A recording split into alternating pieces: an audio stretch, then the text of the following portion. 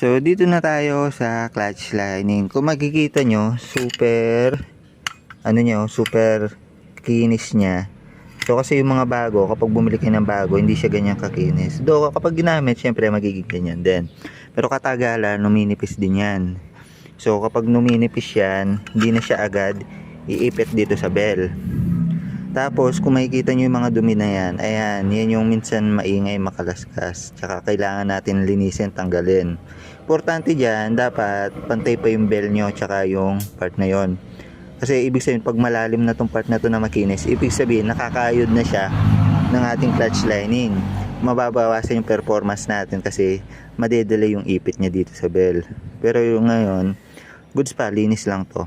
So ngayon, itong clutch lining natin, di natin masabi kung goods pa or whatsoever. Ngayon, kukunin natin yung clutch lining nito. Tignan natin, compare natin. Kasi ito guys,